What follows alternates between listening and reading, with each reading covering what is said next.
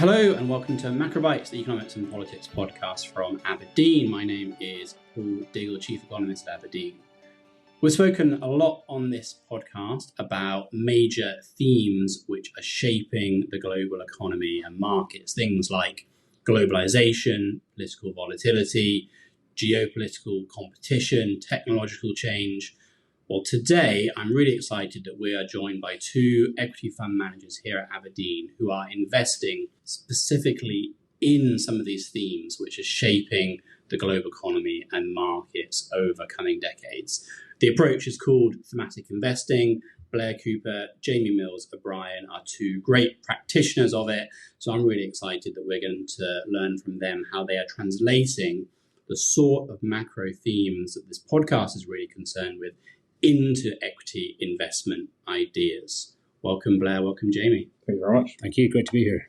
So let's start by setting out the framework. What is equity thematic investing? Why is that a good way to think about markets? Yeah, so I think there's a few ways of tackling that. I think the primary purpose of thematic investing is to invest in assets whose returns are linked to forces that are broadly independent of the economic cycle. And there's a few advantages to it. One is these are deep asset pools. So the universes are really large. There are almost as many thematic stocks as there are companies represented in mainstream indices. Pure plays make up a significant part of the investable market versus conglomerates making up a big part of the mainstream indices. They're rarely accessible via mainstream indices. And crucially, they're forward-looking in nature versus mainstream indices, which are backward-looking.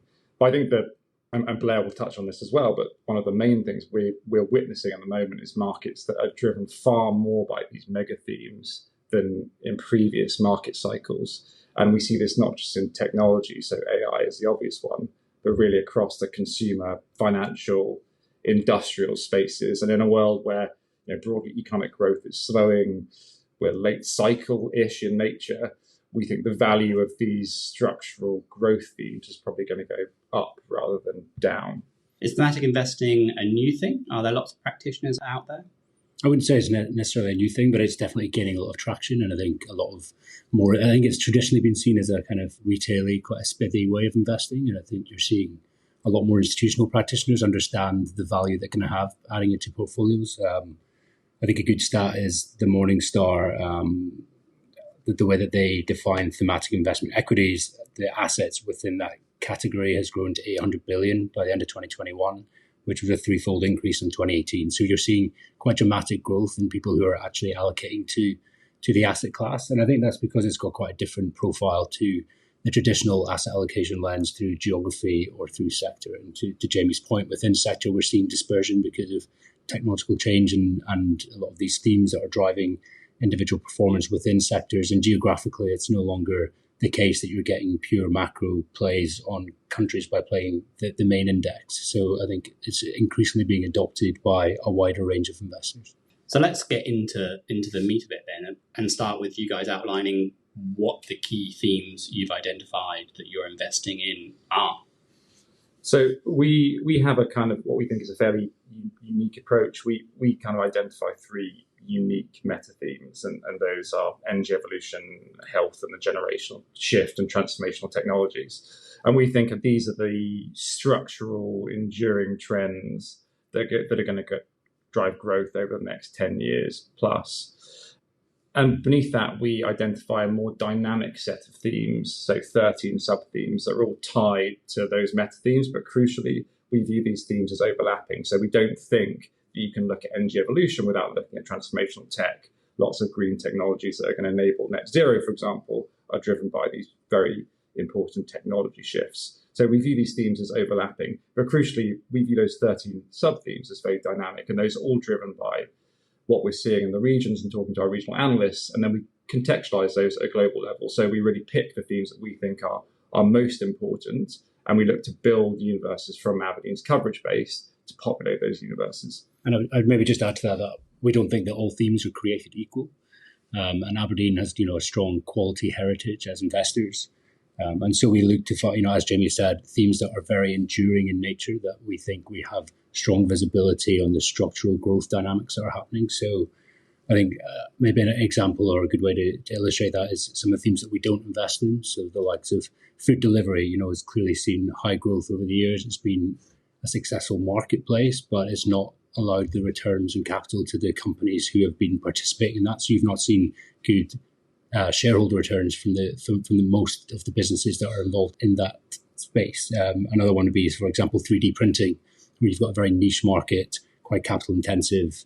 Again, we've looked to avoid that. Space exploration might be another one where, we don't even know how we're going to get there, yet alone the business models and how we make money from these. So we tend to try and focus on much more durable themes like, aging populations, like robotics and automation. We think that these are ones where you've got much more confidence and visibility, not only on the structural growth of the theme, but the ability for companies within that theme to have strong business models, strong moats, and an ability to capture a lot of value from the growth of that theme.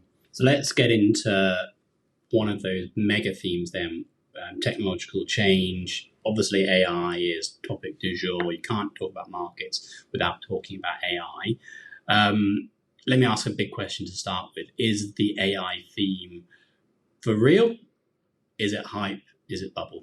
So I think there's no doubt that the AI theme is profound and it's going to change markets. It'll probably come to define my and Blair's investing career. I think there is a difference in what we are talking about sometimes. So I think it's important to define terms. AI has been around for 20 years. What we're really talking about is large language models. And large language models, you hear some fairly serious investors talk about large language models. And I'm not joking when I say people have said things like you can leave your computer on and it will start to find a cure for cancer. That is not the case, and it won't be the case for a very long time. These are largely text-based tools. They're very advanced, but there are limitations around text and obviously limitations around things like hallucinations.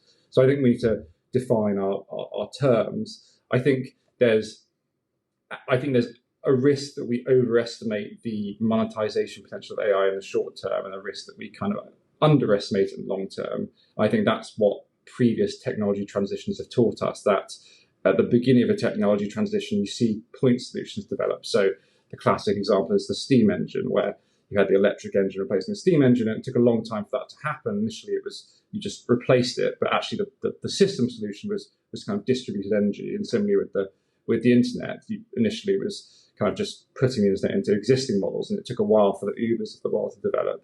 But I think we're still at that stage where we're at point solutions. So enterprises in particular are kind of trialing and testing how or generative AI can be used internally. But we are yet to see that paradigm shift, those new business models created.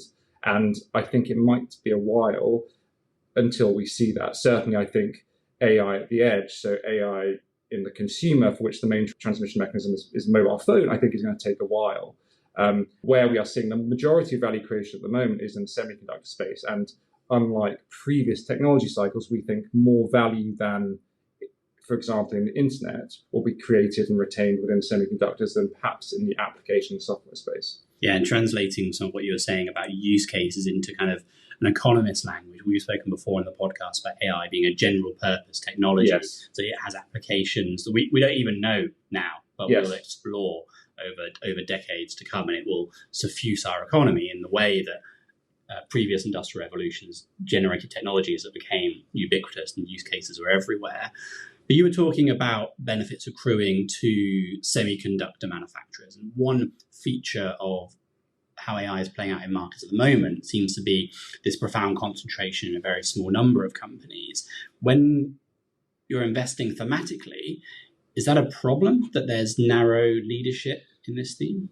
So there's an interesting dynamic at play here. So just going back a bit, so up until the 2000s, if you looked at the return on invested capital, so really the profitability between large caps and small caps were they're much higher return on invested capital large caps than large caps. And in 2000, that kind of flipped. And if you read the literature, one of the reasons for that flip was because large caps started to invest in proprietary software, which allowed them to benefit from the economies of scale and drive things like customization. And what we're seeing in many ways is that driving more scale to the larger players. And the real question around something like AI is, do the benefits of AI, in sort of Clayton Christensen language, does it benefit the incumbents, or is it a disruptive innovation? And it's at the moment, it seems that because data is so important to AI, the benefits are flowing to the largest players. But I'm not sure whether that stays the case. And certainly, and we can talk about this later, I recently visited Taiwan. It seems like people are spending a lot of money to lower the barriers to entry. But just going back to kind of the heart of your question, which is this a problem? It's not really a problem because it's fundamentals driven. So going back to return on invested capital, which is a vital metric for us, to Blair's point around looking for serial value creators within thematics, if you looked at last year, the Magnificent Seven's return, so the economic value creation was about 45% of the total market. So they're just taking ROC, taking out their cost of capital, multiplied by their invested capital. So they're creating huge amounts of value. Now, it may not be that persists, but if you look at their growth, return on invested capital metrics, it's far superior to the market.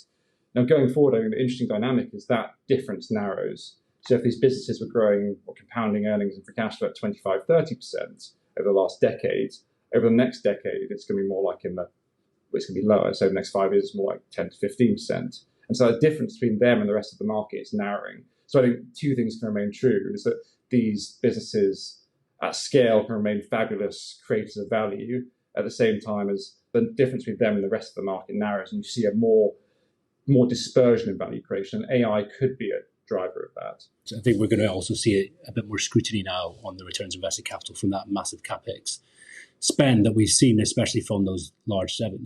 There's over $200 billion been spent on AI capex, and as of yet, it's yet to be seen ways that they're going to monetize that and the return profile of that. So, as to Jamie's point, those companies that has been fundamentals driven, the amount of capex that they spent, now they need to realize the return on that investment for that to be maintained. And at the same time, we're going to come up against tough comparables from year-over-year growth and the rest of the market, where there is an ability for them to start to show more growth. So that difference in the returns profile, we think, broadens out from here. And tell us about ways to play the theme then that isn't just buying some of the Magnificent Seven. How does it spread out across the economy? Well, I think one of the interesting dynamics here, and this comes to Jamie's point around how we think about these themes as being intertwined, is the huge energy demand that is being created by these AI models. I think it's a commonly known stat that a ChatGPT search is about 10 times as energy intensive as a Google search. Which people worried about in the past. They have even of Google searches. Yeah, exactly. So that is yet to be seen. But I think what we have here now is a real step change. And you've got that at the same time as these other macro trends around adoption of electric vehicles, around electrification of buildings and air source heat pumps. So there's a confluence of factors that are driving electricity demand. And there's key bottlenecks there. So there's key bottlenecks in the semiconductor supply chain that Jamie can talk to, which is one way that we look to play it. But another way that you can play that theme is through those electrical equipment manufacturer companies, those that are involved in the grid, the utility grid build out. That there are high quality businesses within that value chain that we feel are well positioned to show pricing power and show strong growth over the next few years as they look to supply the electricity demand growth that's needed. I think another stat that's not so widely known is the IEA have forecast that by 2026, the electricity demand from AI will be the same as the electricity demand of Japan today. Now, that's the fourth largest country in the world. So it is going to be real, and it will be a large driver within the next few years. And how the grid and the systems also cope with a new renewable power making up a bigger portion of that grid. And a lot of the mega caps that have made this capex spend also have, very stringent sustainability goals that they want to try and keep and make, which is it's going to be an interesting dynamic to see how they play off the need and the race for AI supremacy and their ability to continue with their carbon target trajectories. Great. So you can invest in the grid as a way, in grid upgrades as a way to invest in this theme, also the energy transition theme. Jamie, you were in Taiwan recently, as you were just saying. One of the ways that Aberdeen does its equity research is by being present on the ground, visiting companies, learning directly from the companies we might invest in. What did you take away from that trip? So I think there are probably a few things. One is the persistence of demand. So we're seeing this from NVIDIA, but talking to the supply chain. So anyone from the producers of the substrates that make semiconductors to TSMC, all bar none are talking about persistence of demand. And I think the wow moment from NVIDIA has kind of been replayed a few times. And that's largely been driven by, I think, which is the other takeaway, which is this is a slightly different semiconductor cycle from previous cycles. So in previous cycles, the leading edge nodes, so the most advanced semiconductors were being driven by mobile. And this time around it's kind of flipped. So it's really data center that's driving it. So that's really an AI phenomenon, or at least a data center upgrade cycle. And mobile is going to come after that. So that speaks to the potential to see a more elongated upcycle at the leading edge logic in semiconductors. And that's really what a lot of the supply chain was talking about. I think the other thing is, and this goes to my previous point, is when speaking to some of these players, it does seem that some of the enthusiasm around things like AI PC and even AI in the smartphone is going to take a bit longer than expected. So that kind of transmission mechanism from AI to the consumer, AI at the edge. Apple's putting AI on its phones, though. How does that interact with what you're saying? I guess it's whether the utility of that is powerful enough to drive a really meaningful semiconductor upgrade cycle. It's to my point around point solutions or system solutions. I don't think the really sort of game-changing innovation that Apple could do, and this is something that people have spoken about, we're not there yet, is to have kind of large language models for all of us. So it kind of, there's a model that knows exactly what I've done. I go into meetings, it knows exactly what I've said in the last 5 meetings of those types. At the moment, large language models that take it as sort of like an advanced Wikipedia. It's taking 20 years of basically Reddit data and then making very advanced predictions on the back of that. And I think we're not quite there yet. So it's similar with something like Microsoft Copilot, where Microsoft is seeing a revenue benefit from AI. That's largely for its hyperscale business. So that's application software bit. Microsoft Copilot is being released and it's in various stages across its kind of suite of products, but it's not really seeing huge traction or monetization potential. So talking about Taiwan gets us into another key driver theme here, which is the changing nature of globalization. We've talked about it a lot on the podcast. How do you think about geopolitical risk, reshoring, shifting supply chains as a theme that you can invest in? Yeah, well, I think it's an interesting one because there's a broad acceptance in the idea that, in the face of a post-pandemic era supply chain disruptions that we had and the political rhetoric around bringing jobs back home, that there's going to be this manufacturing renaissance and reshoring of all these jobs from the outsourcing of production that we saw in the late 1990s and the 2000s. And I think what we can actually see is that that's not really the case. It tends to be what we're seeing in very few specific sectors that are a result of interventionist trade policies. So clean tech and semiconductors are two of the best examples of that. But in terms of what we're seeing from a kind of broad-based manufacturing, reshoring to the likes of the Western world, we aren't seeing that, and you don't see that come through in terms of the data. If you look at manufacturing capacity capex spend, it's not there back to where it was in 2019 for the US, but it is in China. What we think is far more likely is that it moves to these China plus one countries, Vietnam's, India, Mexico's of the world. And that's where we're very fortunate to have, a great emerging markets team that are on the ground. And we've got strong presence of being able to look at ideas coming out of those regions that play into this theme.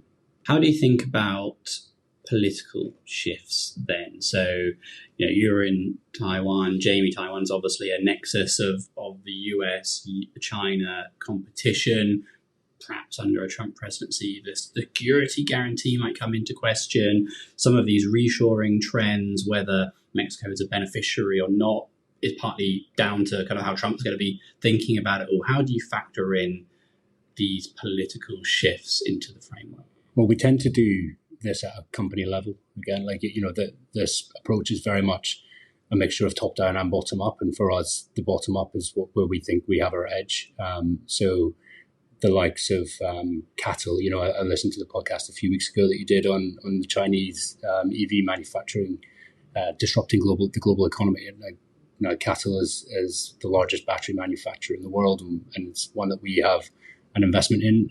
We recently visited the company in China. Now we have to then take into account the policy announcements that we've seen in terms of the 100% tariff on EVs from Biden, the 200% talk that's coming from Trump.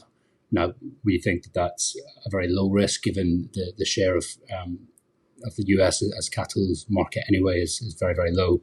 But in the European Union, we're starting to see a lot more rhetoric, and you're seeing the tariffs being announced there. For us, it's a case of looking at what the impact of the tariff would be on the business, understanding the risk around the earnings for that company, but then more importantly, it's understanding the key drivers of that business, what the return profile looks like, why they have built such a competitive edge in their scale, their brand, that makes them a leader.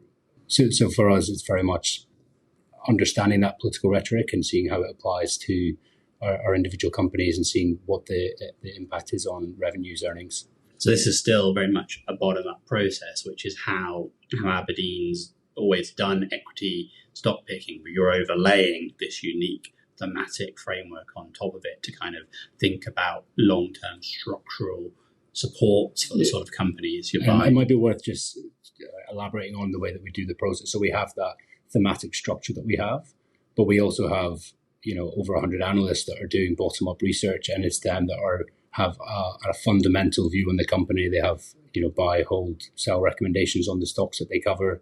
And we are asking them to help us populate these universes of themes. And then the fund that we are looking to manage is trying to pick the best of the best from those companies. Let's talk about the healthcare and demographics theme. I mean, what is it? And is it just weight loss drugs? It would have seemed so over the last 18 months, but we don't think so. So just going back to our point around thematics increasingly driving markets, there's an interesting dynamic at play. In 2023, the healthcare sector, it didn't perform particularly well as a sector, but the dispersion in that sector was the highest in 30 years. And that difference between winners and losers, that was driven by what you mentioned, which is this dynamic around weight loss drugs, in particular GLP-1s, and that as a theme is broadening out, and it's something that we're very focused on. It's broadening out from a sort of weight loss dynamic to a broader healthcare dynamic, and we think that these drugs are building a wall of evidence to support more insurance backing for new therapeutic areas. At the same time, we think we are living through one of the more exciting periods in healthcare, and I think that's also driving that dispersion. So one of the other factors beyond weight loss drugs that we're very dialed into is gene therapy. So the shift away from small molecule therapies as a way of treating hard to treat areas to gene therapies and cell-based therapies, and we're seeing an explosion of these kind of areas. So what's the diseases? What are the use cases? So Alzheimer's, Parkinson's, very rare muscular diseases. There's a company called Alnylam, which is really at the forefront of developing gene silencing techniques. So CRISPR and things like that are gene editing. These guys are doing gene silencing, so they can silence the problematic mutations or dynamics within cells. And the beauty of that from a value creation point of view is it's a persistent therapy. So you don't do it once, you do it over the course of the therapy or the patient's life. And so it's quite profitable, but it's also huge value to the consumer and to insurers. And we think that as a trend is going to become more and more important, particularly in this age that we're living through, where sectors are really starting to be driven more and more by these really big thematic drivers. How does the healthcare and technology theme overlap? How is breakthroughs in tech being used? There's a really good example there that we can show in terms of the overlap between that demographics theme and that robotics and automation theme. And so there's a company called Procept Biorobotics, and what they have done is developed a robotic surgical equipment that is treating benign prostate hyperplasia, so enlarged prostates. So we know that this is a problem. So 50% of men aged 50 to 60 will have an enlarged prostate or symptoms of that. And that raises to more than 80% of men in their 80s. So we know that there's an aging population. As men get older, they get more afflicted by this condition and the symptoms that it has. The current treatment for that is currently pharmaceutical first, where there's a high rate of failure, and then it goes to alternative resective or non-resective surgical options such as TURP. But what Procept have done is have developed a robotic aquablation technology, which is using essentially high-pressured waters to resect the prostate and make it smaller. Now, this is a really interesting example because there's massive benefits to the patient in terms of improved efficacy, improved safety. There's benefits to the medical practitioner in terms of the time and the number of procedures that they're able to do. But there's also a very strong business model because you have a razor blade model here where they are putting in a robotic system and they then need to put new handheld tools onto the system for every surgery. So these come at very high margins. And that's an interesting way of getting exposure to an important treatment that affects a large percentage of the male population that is going to continue to grow, and where you have a unique technology that is using robotics and AI to be able to solve that problem, that unmet need. It's really in drug discovery. If we think about we mentioned earlier the sort of use cases around AI and those being difficult to see currently. At the moment, AI is tackling things like customer service agents, which is not an immaterial market. That's a 600 billion market. There's huge savings to be made there.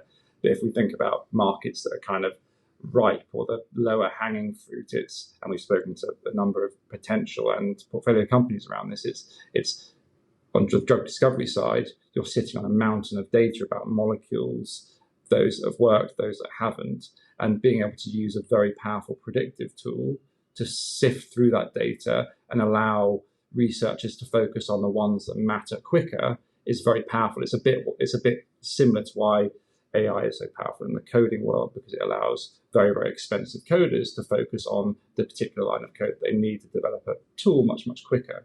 And so the savings or the productivity drivers from AI in healthcare is particularly powerful. So if you talk to someone like Microsoft about where the monetization is going to come from, it's always healthcare as one of the key areas to focus on. Jamie, Blair, fascinating conversation. I think it's really interesting to see how you translate in equity markets a lot of the macro themes that we often talk about on the podcast. It's often clearer how these play out in fixed income markets or in multi-asset portfolios, but seeing it actually embedded into an equity process, I think, has been a unique insight. That's about all we have time for today. Macrobytes is on its summer break after this episode. We'll be back in your feed in late August. Until then, goodbye and good luck out there.